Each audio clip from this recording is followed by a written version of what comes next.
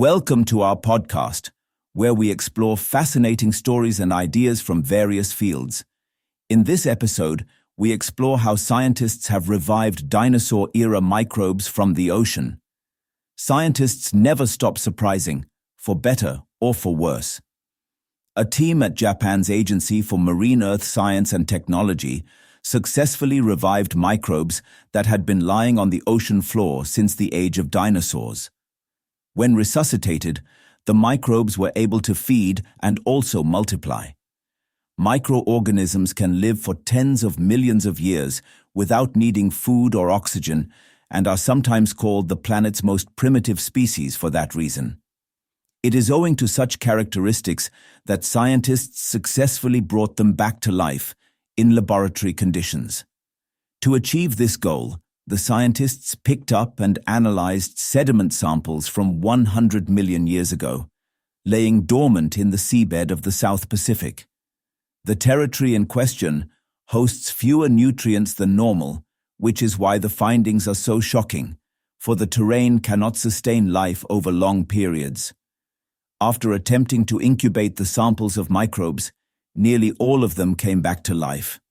The lead author Yuki Morono told AFP that upon finding the results, they were skeptical of their findings.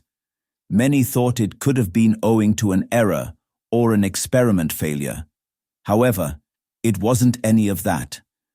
They had successfully brought back the microbes from their deep sleep.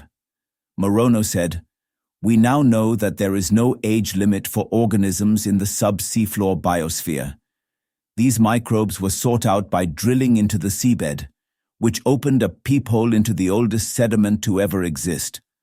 Another author of the study said that even with the least amount of food, there are still living organisms, and they can wake up, grow, and multiply.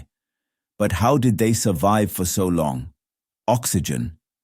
Owing to the trapped oxygen in the sediments, microbes can survive for millions of years without needing anything else. The microbes on the ocean floor anyway require less oxygen than the ones lingering on the surface.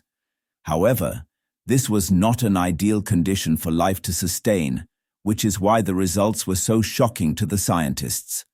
Studies undertaken earlier have exhibited how bacteria can live in the world's least hospitable places, even in areas that lack oxygen. Thanks for tuning into this incredible story. If this episode resonated with you, don't forget to hit the like and subscribe button for more captivating stories to come. Stay tuned.